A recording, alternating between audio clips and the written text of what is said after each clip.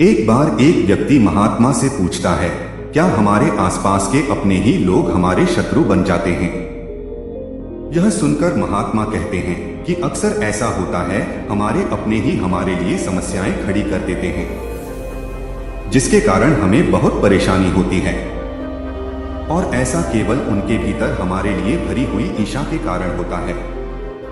यह सुनकर व्यक्ति कहता है, क्यों कोई अपना हमें आगे बढ़ता देख हमसे इतनी ईर्ष्या करने लगता है, जबकि हमने उसका कुछ बुरा भी नहीं किया।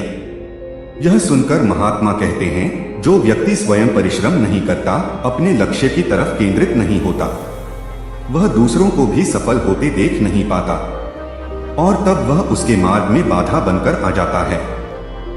और हम यह समझ नहीं पाते कि हमारे आसपास के वही लोग हमारे लिए खतरा है। यह सुनकर दूसरा व्यक्ति महात्मा जी से कहता है, लेकिन कोई कैसे अपनों का ही शत्रु बन जाता है? मैं इस पर यकीन नहीं करता। तब महात्मा कहते हैं, इसी विषय में एक कहानी है, उसे सुनो। एक गांव में एक व्यक्ति रहता था।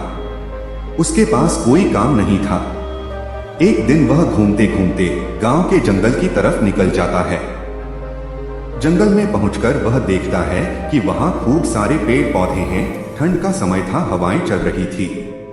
व्यक्ति वहीं नीचे पड़ी कुछ लकड़ियों को लेकर बैठ जाता है। तभी बैठे बैठे उसके मन में ख्याल आता है कि इस जंगल में कई सारे पेड़ पौधे हैं। यदि मैं रोज यहां से पेड़ काट कर ले जाऊं और उन्हें बेचूं, तो उसे बहुत फायदा होगा। उसे यह ख्याल पसंद आता है और वह यही सोचकर घर वापस लौट जाता है। अगले दिन जब वह जंगल में आता है, तो उसके हाथ में एक लोहे की कुल्हाड़ी होती है। उसे लेकर वह पेड़ काटने के लिए निकल पड़ता है।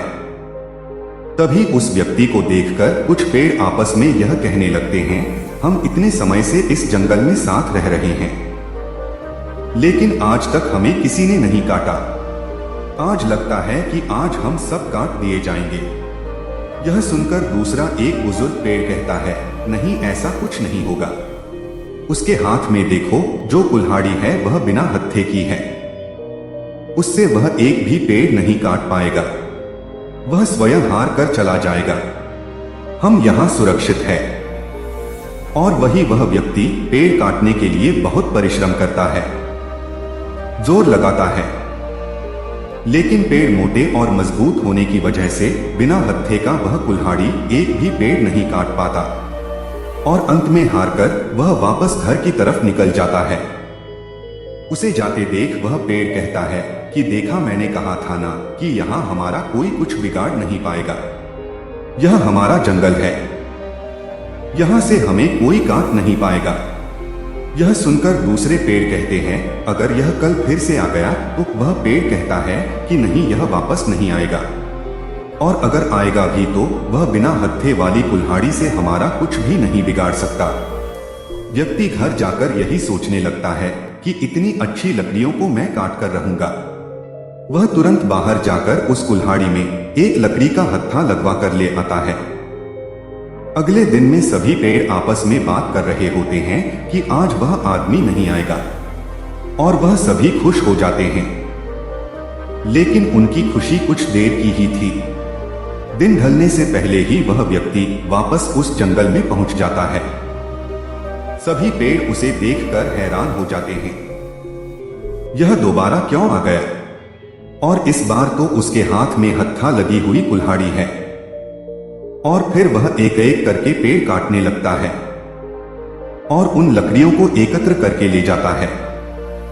घर पहुंचकर वह उन्हें बेच देता है और उससे अच्छे पैसे कमा लेता है। अब वह रोज जंगल में जाकर लकड़ी काट कर ले आता है और उसे बाजार में ले जाकर बेच देता है। और इस तरह अंत में वह सभी पेड़ उदास हो जाते हैं, एक एक करके कटने लगते हैं। इस तरह महात्मा अपनी कहानी के अंत में सभी से कहते हैं, जिस प्रकार एक लकड़ी दूसरी लकड़ी के लिए शत्रु बन गई, उसी प्रकार मनुष्य के साथ भी उसके जीवन में ऐसा होता है। यदि कुल्हाड़ी केवल लोहे की होती तो वह उस पेड़ का कुछ बिगाड़ नहीं पाती, लेकिन जैसे ही उसमें लकड़ी का हत्था लग गया, तो वही लकड़ी अन्य लकड़ी के लिए समस्या बन गई और आसानी से पेड़ कट गए। उसी तरह हमारे जीवन में, समाज में हमारे अपने ही हमारे लिए शत्रु बन जाते हैं। यह सुनकर व्यक्ति कहता है, तो ऐसे में हमें क्या करना चाहिए ताकि हम उनसे बच सके? क्या हम उन्हें छोड़ दें? फिर महात्मा कहते हैं कि किसी से कितना भागोगे? समाधान भागना नहीं है। इससे बेहतर है कि आप उनसे सतर्क रहें, स्वयं को जागरूक कर ले, जीवन में जागरूकता के साथ रहे। जब आप अपने लक्ष्य की तरफ बढ़े तब स्वयं को उनसे बचाकर रखें, वह आपका कुछ बिगाड़ नहीं पाएंगे।